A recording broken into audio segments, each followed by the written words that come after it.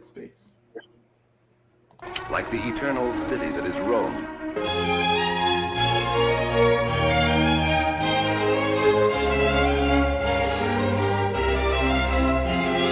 Rising upwards like a heavenly choir. Hello, everyone. So today I'll be talking to Sacred Blue Productions, of course, that encompasses all of these people here. So I wrote down their names because I'm not used to interviewing this many people at once. So we have founding member Alejandro Rodriguez. He's this way at the top there with the hat on. Writer, director Christina Vasquez. Hope I pronounced your last name correctly. You can shout at me after I finish introducing our other guests. But executive producer, last but not least, Jules Alvarado. That's definitely not pronounced correctly. Yeah, they're coming on tonight to discuss Sacred Blue Productions, their new film production company, as well as their new film, Relics. So let me pull up the poster of that here. So it's a very mysterious looking poster. They accepted the call. Now evil must accept the consequences. So yes, welcome on, everyone. Thank you for having us. Thank you, Mike. Yes, it's my pleasure. I met Alejandro a few days ago on LinkedIn. So that's an excellent place to kind of meet new and upcoming entrepreneurs, businessmen, and all of that. So how did you guys meet all together, all of you? How did you meet each other? We also met on LinkedIn. Well, I met Alejandro on LinkedIn, yeah. And then I met Alejandro in real life, actually. Yeah. Oh, yeah. At a Catholic conference, Alejandro approached me, as he probably approached all of us, and introduced himself. And long story short, we're all here now. Yeah. So how long ago was this? Like, when did this production company come about officially? I don't know officially, but when did we start talking? The first thing that happened, we all got together, was a writer's room for the show Relics. And that was probably, gosh, I want to say 4 months ago. Does that sound about right? Yeah, it sounds about right. Yeah. Yeah. I would say Christina had an idea for the script long before we met, though, I would say, right, Christina? I did, yeah. So I had the script written. So it's a proof of concept for the show. And I kind of told Alejandro what I was working on, and he was super excited about it. And then he's just like, let me get some people together and we can make it happen. And then we've been working on it ever since. Yeah, and so this is a television show. I might have pronounced this as a movie in the introduction. I hope I didn't do that. I'll have to go back and rewatch. But yeah. Well, you called it a film, which is kind of true because it's a short proof of concept film. So yeah. So yeah, that's sort of what you guys are doing with the Give, Send, Go. You want to produce like a 15-minute sort of concept feature to really. Exactly. What's the plan after that? I'll let you tell me. So yeah, that's exactly right. So we have a proof of concept written by Christina here. So we went in, we fine-tuned it, we looked at it, and we said, yeah, this is definitely doable. And we're getting into our pre-production and very close to the production phase where we can actually shoot it. We have actors we already casted and whatnot, location scouting. We're going to be producing it in the next few months, hopefully. And then the goal is to have this actually pitched to a couple studios so that we can get it circulated. If not, even try out film festivals and whatnot, especially in the Catholic circles. So that's the goal with this, creating the proof of concept and then pitching it out to the audience and anyone who's willing to, pick it up and see if there's some interest there. Yeah, and so who would like to give us some more information about this series? I can do that. Yeah, go ahead. You're the writer, so. Yeah. So the show is about 4 teens who are chosen to fight evil alongside an exorcist priest, and they're kind of led by relics. So the relics kind of lead them to their missions. And we want it to be a show that kind of just shows different walks of life. Not like there's probably one teen out of all of them who's a believer. And so it kind of just shows their growth in faith and like being chosen by God, you know what I mean? And coming and accepting the calling. Yeah, and so where did the inspiration for this story come from? This always makes me laugh. Another question for you. This makes me laugh when people ask, because it actually, I was watching Buffy the Vampire Slayer. I was rewatching the series, and she uses crucifix and holy water and, you know, to fight the demons or the vampires. And there was like one episode where she talks about how like she doesn't believe in God or something like that. And I just kind of laughed because I was just like, well, what do you think like those are representing? So I was just like, it'd be really cool to show the Catholic faith and just show like all of the, you know, the supernatural side to it and put it into a television show and show the truth of it all, you know? Mm-hmm. Yeah, and so are all the scripts done for this show yet? Like, is the main ending already set in stone, or is it sort of a developing project still? Yeah, still developing.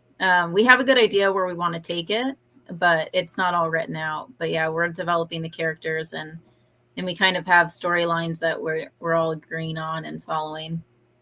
Mm-hmm. Well, this might be an interesting question. Has there been any contention about like possible storylines? Has there been any confliction amongst all of you guys? I mean, not really. I feel like we all have good ideas, and it just ends up, you know, we kind of all end up agreeing on something for the most part. Yeah. Yeah. So yeah, like or Christina. Yeah, I was gonna say Christina comes with all the ideas, and then we just listen and like, oh, okay, of course, don't disagree.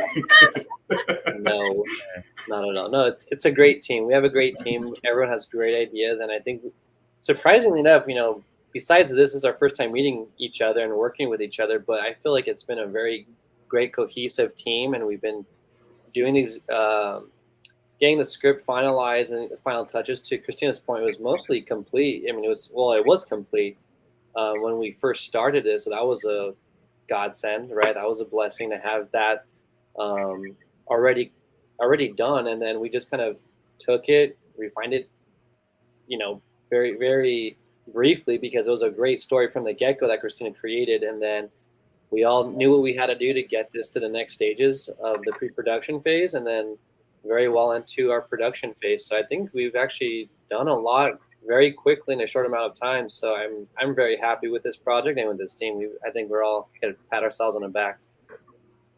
Yeah. So do you have any experience, Jules, like prior experience working in production, really? Yeah, so I went to John Paul Catholic University down here in San Diego, specializing in digital media, writing scripts, making movies, and the like. So definitely have a background in it. It's always been a passion of mine. I think just like Alejandro and Christina here, we've all kind of have that creative spark behind us and the inspiration of our faith and just creatives that teamed up together to get something done. So I think that's all part of what's making this a success thus far. So, yeah. Yeah. So a question for Alejandro now. Where did you get the hat? That's your personal question.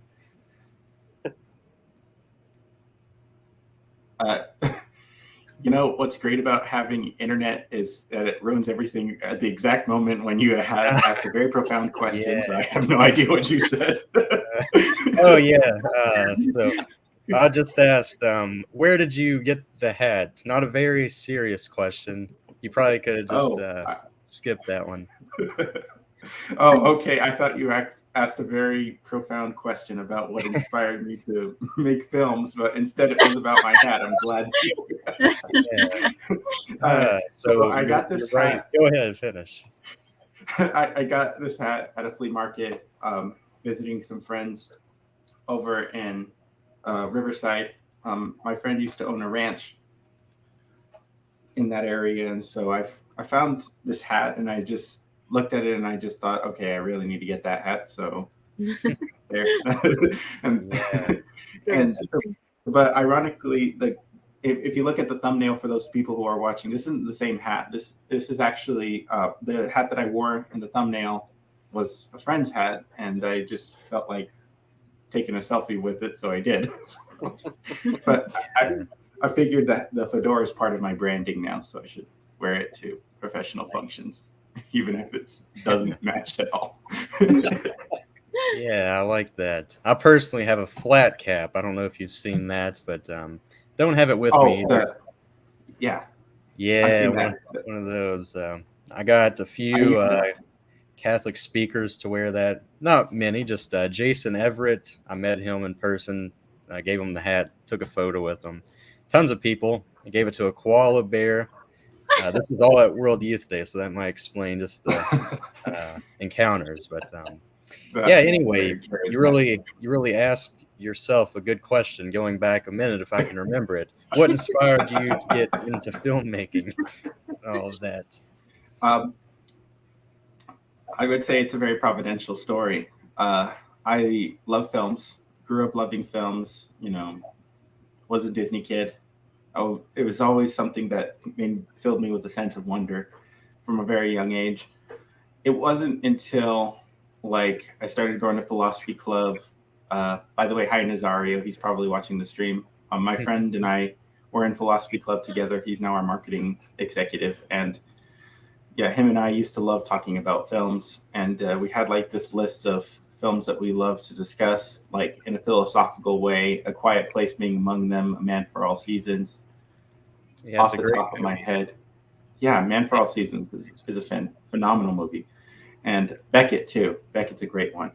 And so I always had like a love for it. And I wrote my first script, which was my first complete feature-length script was an adaptation of John Paul Sartre's No Exit, which was a really interesting exercise to play in an act. And that was my first like real venture into filmmaking, but I never really produced that film as of yet. I actually don't think I have that script anymore, but I probably, if I looked for it hard enough in my drive, I could probably find it. But I think that like going into film wasn't something I was interested in doing as a career. I was a philosophy major. I got a degree at UC Riverside. And then during COVID, my whole life changed. My spiritual director had just passed away. I needed to find a new lease on life. So I started turning to film as a way to kind of like, you know, vent my frustration and to like have some sort of outlet. And then I stumbled across my brother-in-law's favorite movie. It's called The Tree of Life by Terrence Malick. It's one of the most inscrutable films that I've ever seen. It's like it had a very Nolan-esque feel, but it had a very spiritualistic and wonderful kind of perspective on filmmaking, which wasn't filmmaking as like a storytelling medium. It was an experience for me. And it did tell a story, but it told it in such a unique way that it kind of gave it some sort of philosophical and overwhelming perspective on life and how death, tragedy, grief, even things that are apparently contrary to life that are actually makes life worth living because it sets us up, because life sets us up for the afterlife. And so that was one of my films, one of the films that changed my perspective on filmmaking in general. And then as I continued to persevere during the pandemic, I found myself live streaming the masses for several different priest friends of mine. I streamed the private mass of a friend of mine over at Divine Word Seminary, Father Paul Schmidt. That was my brother's priest friend, and then he wanted us to stream the masses, the services during Good Friday, and then the masses during the Easter Triduum. And then I found that there was an internship opening at LifeSite News, and I was just looking into like, you know, expanding my knowledge of video production. And so my dad was like saying, well, this is something you might be interested in. He was watching the John Henry Weston show, and they put up an ad for the LifeSite internship, and I applied, and I was able to get the internship. And my boss at the time, Jason Taylor, he has his own studio now called Opus Joyous Studios, and he even won a Gabriel Award for one of his shows called the Opus Joyous Show. And he taught me everything I knew. And after he left the company to start his own production company, he recommended me for a contractor position with LifeSite News, where I work to this day. And ironically, it was through that experience as a correspondent or producer that I was able to go to a spiritual warfare conference on March 25th, the Feast of the Annunciation. And I was there and then I was there to interview with Father Chad Ripperger and Bishop Strickland. Say Father Ripperger. Oh, and Strickland. So yeah, two very and popular. It was there that I met Jules Alvarado, who is our executive producer for this project. I had always wanted to find somebody who actually shared my love for film, and even from a Catholic perspective. So Jules and I got talking ever since then, and we talked about film. And then Christina reached out to me, and she said that she had this story that she was thinking about producing in a TV series, and I thought it was a great idea. So then I called up Jules, and then I called up a couple of other friends of mine, my brother included, and then we all just kind of got together and we decided, okay, this is something that we should be investing in. This is a real story. This is something that can appeal to a wide audience, young adults especially, because this is something that's very real. Spiritual warfare is very real, but it's a fictional story, and it's a very relatable story. Mm-hmm. Yeah, and so what do you think this people that watch this television series? I'm sorry, it's 9 o'clock at night where I'm from. What do you think they can take away from this? Just Christian media in general. It's really an underutilized format.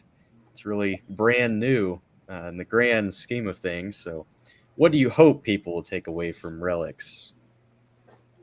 Are you asking me, or you're asking the group? Anyone who wants to take it.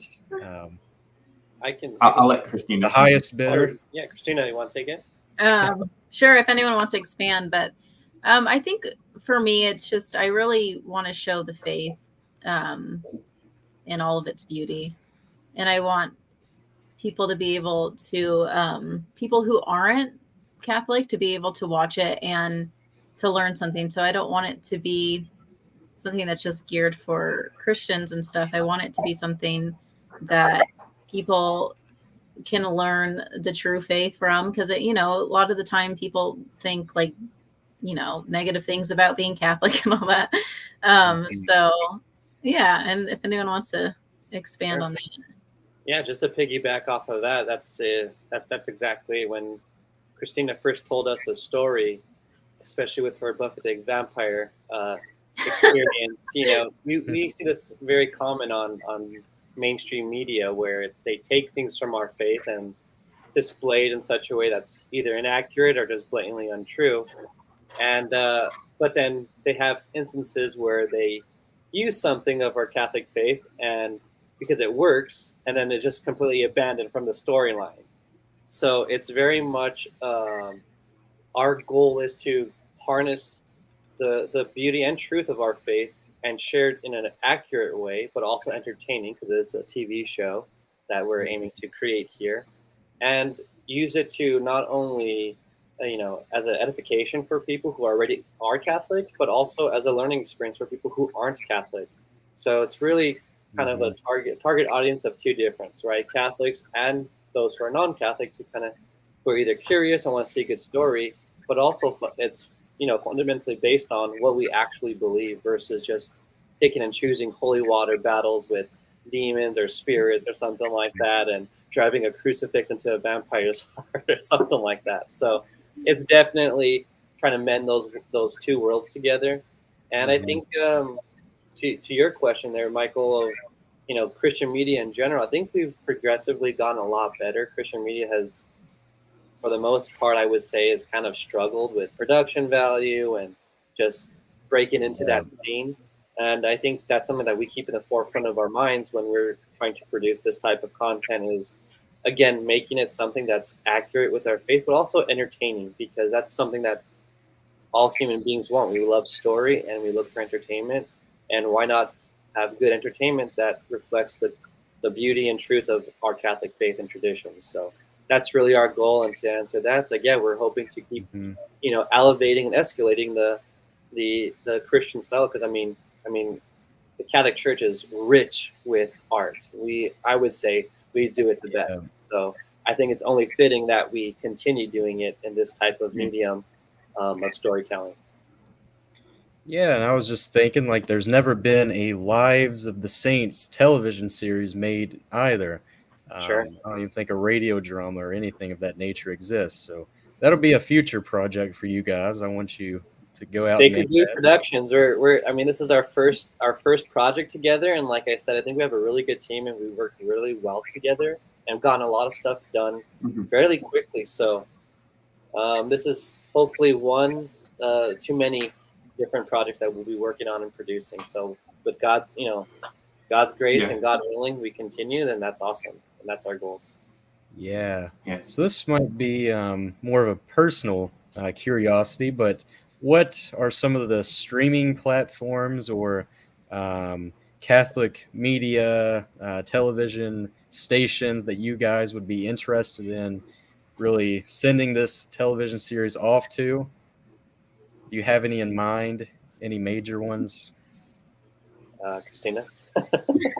Me? Well, one we were interested in sharing it with is Angel Studios. And so that's something we'll definitely be sharing with. And then Alejandro, you spoke about another one. I can't remember the name. Yeah. Allure.tv. That's LOOR.tv. And then one other one is also Formed. I'm not sure if you're familiar with it, Michael. Formed. Yeah, the Augustine Institute. Yeah, so we're really kind of looking at different studios, different platforms, and even film festivals to showcase this on. So whatever works and wherever God kind of leads us is what we're hoping to break into. Yep. Yeah. So back to Angel Studios, they kind of started out 2 or 3 years ago with The Chosen. That was their first big project, or the first big project on that platform. Right. So from my knowledge, they're sort of like an investor platform. People make pitches. They pitch their idea on this website, and then a pool of investors really take the ideas they think will work. Right. So then they give them all the funding. And that's what we're hoping for. Yeah. Right. So is there going to be lots of special effects in this series? Like, how much funding will be required? Is the limit really?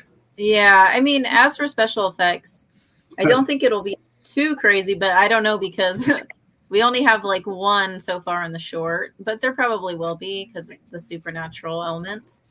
But yeah, I'm used to making films really cheaply because I've been doing it that way for a long time. So it'll be nice to have a budget one day. Yeah. So are all of these relics just going to be like fictional relics, or are you actually going to go out and get relics, like first class relics or anything along those lines? Probably not using real relics. I mean, that'd be really cool to have like a piece of the Holy Cross. Yeah, there's I saw that School of St. Thomas Aquinas just a month ago. Sorry to interrupt, but we have a relic for the short. So that's what we'll be using. Yeah, so tell us the most interesting, I'm not going to say plot point, but most interesting, maybe small fact about your story. Like, what's something that maybe the viewers later won't appreciate, but you, Christina, the writer, would, or either of I don't know. What can I give away? you?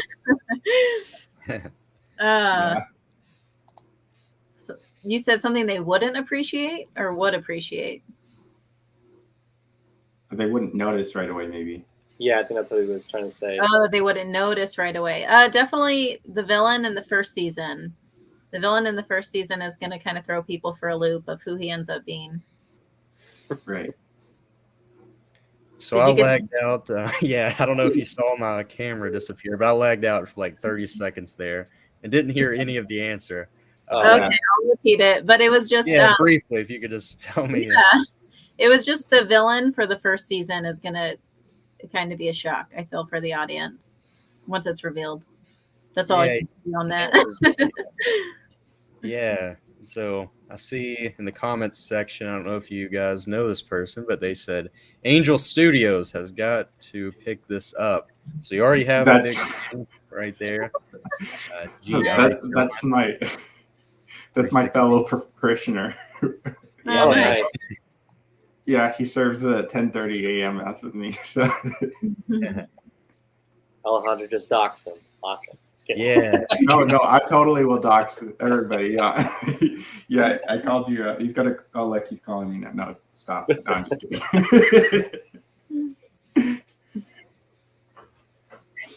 Well, I think we lost him. We lost him, yeah. I was going to say, he's holding that smile for quite a while. Come back to us, He's Michael. trying his ventriloquism Come back skills. to us, Michael. There. There we are. I think just having this many people on it kind of lags me Yeah. out for some reason. Always me. Yeah. Yeah, if you lose me again, just keep talking or whatnot. We'll wrap it up here soon anyhow. But yeah, I did have, if you can still hear me, I'm going to say it anyhow. Jules, back to you.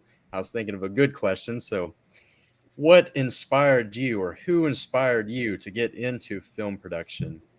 I think Alejandro kind of answered that with the films that inspired him. Is there any films that you're a big fan of? I mean, that's, that it's funny because it's like everyone always, especially like in the film world or media world, it's like, oh, what's your favorite movie? And it's very hard for most people to answer that just because there's so many great ones out there.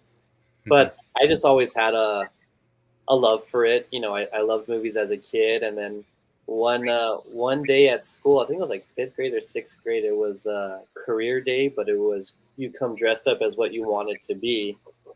And I think that was the first time in my mind I actually had like a conscious decision, or like, you know what, I like movies. I want to be a director. So I came in with the Oscars hat and a clipboard, and I dressed up the way I think directors dress up, which is not at all accurate. I had a sport coat on and a turtleneck and a clipboard and an Oscars hat on.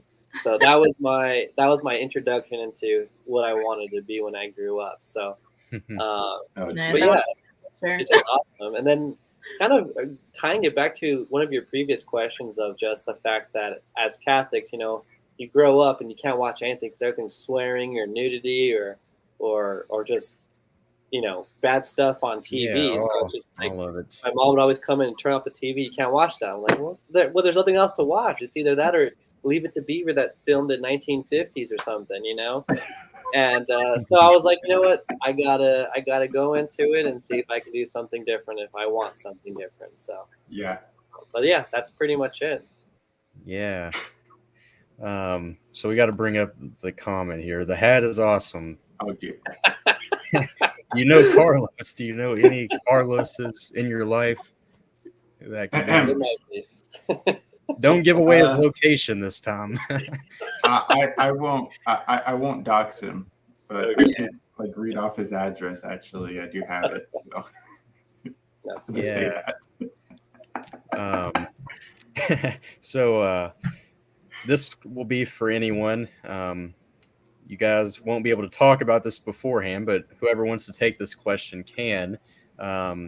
Give maybe your 30-second 30-second pitch to possible investors or possible You fans. don't want to see me. All right. You want me to take it, Christina? I'll take it. All right, go ahead.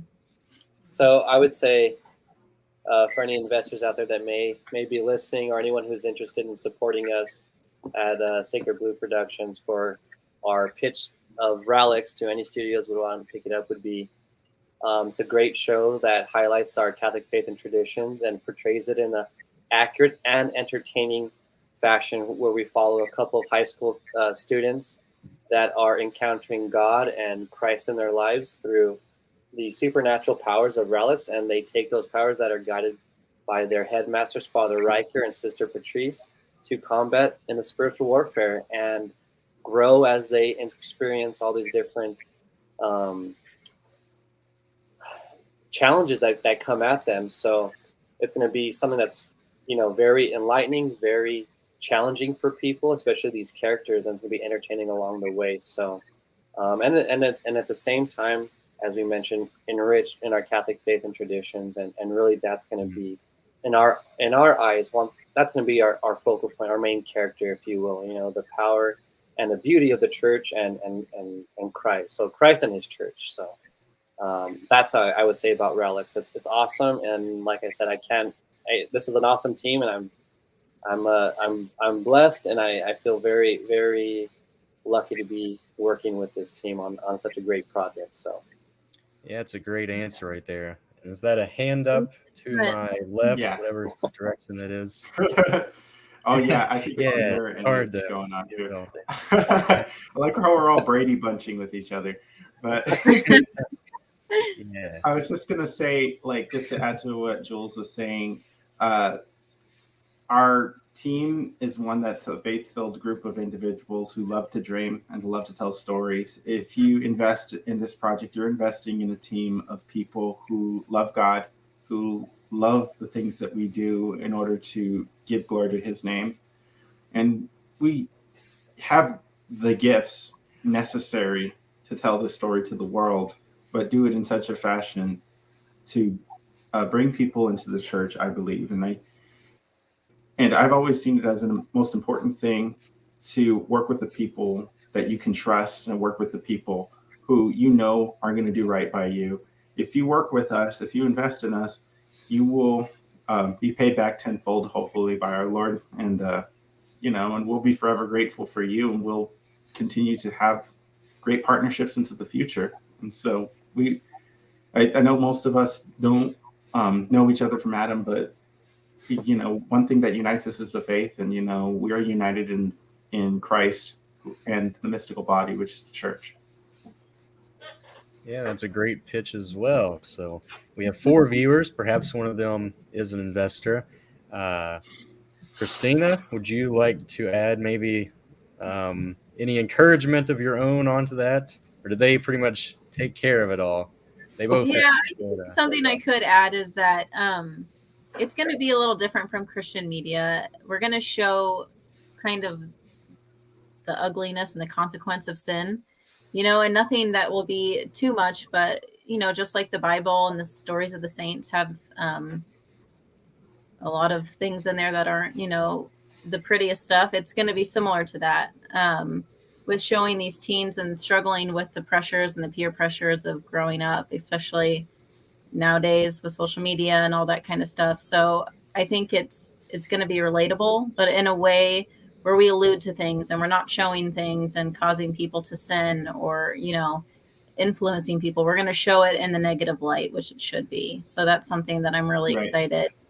I think that it makes it really unique, because a lot of the times I feel like Christian media can sometimes shy away from that, but I feel like it's necessary in order to show that we all sin and that there is a way to, change and overcome that and stuff and still be worthy.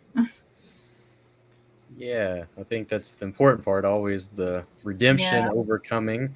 So I think this would be a really positive television show, sort of like Stranger Things or something. That's what I'm thinking of when I hear about this show, all the details. So I'll definitely be watching this whenever it comes out. You haven't started filming yet, so I wouldn't ask when this movie might be out. Do you have an estimate of any sorts? We definitely want to get this thing wrapped up before the end of the year, so that we can have it started and have it start pitching and circulating the different studios and any other circuits for film festivals. So we definitely have a projection of when we want this to be completed. Now, whether it gets picked up or not, we can't say just that's up to studios if someone does pick it up or if it does get into film festivals. So it just kind of depends at that point. But production-wise, we do want to have it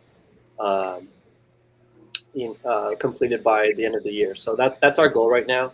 And depending on what we do get for funding or anything like that, could either speed that up or slow it down. But those are our goals right now. So definitely we'll have something hopefully by next year if it gets picked up. It just depends really. Yeah, have you started like filming anything so far? Any scenes of sorts?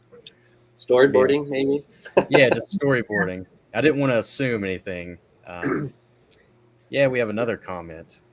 Looking forward to watching this. So that's a very positive comment right there. Awesome. Anything to add? I say we had a very good show here. You know what? I will add this just because it's kind of fun. Anytime you do a project like this, especially when it's like a passion project, it's always fun. And along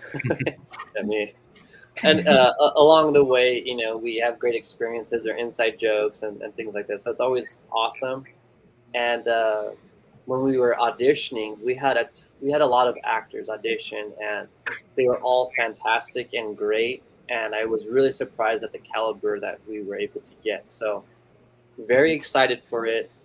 If you guys are watching and you're excited about it, I would say that's pretty accurate to be excited because hopefully this thing is gonna be completed timely and we get this thing done. It's gonna be entertaining and fun. And from what we've seen thus far, I think we're on the right track. So I'm super excited about it and can't wait to share with you all. And Michael, maybe we'll get you a premiere watch. We'll fly you out to shiny Hollywood's not shiny yet. Terrible. But we could get you the nearest tent. Yeah, I can't wait to share it with all of you. So just looking forward to that as well. That's far away from Kentucky, but I would definitely agree to that. So yeah, he said, "Hey Alejandro, best of luck with this." I think he would also mean best of luck to both of you, to all of you. So praying for all of you. Thank you. I'll give you guys my prayer. You have my support. I'll share your posts on social media and all of that. So I encourage everyone who's watching this to go check out the Give Send Go, where you can donate right now. And then you guys are starting an Instagram page. So maybe retrospectively, I'll put that in the description. So look for that. Come back in a week from now and look for that. But once again, Relics, a coming television series. This wasn't as epic as a trailer as possible, just me kind of pulling up the posters on the screen there. But thank you guys for coming on the show. I hope everyone has a good Thursday. I forget it's Wednesday. It's only the middle of the week, but the weekend will be here before we know it. And we'll end with the outro. Not of the modern world. For the modern world. That's right. Bishop Barron. Hello, it's from the airport. Hello, we're doing good. Nice to meet you. So who are you, sir? I'm Archbishop Joseph Nauman of the Archdiocese of Kansas City in Kansas. Yeah, do you want to bless this recorder? Is there a blessing for that? There's a blessing for everything. So, Lord, we ask you to bless this instrument and use it for good.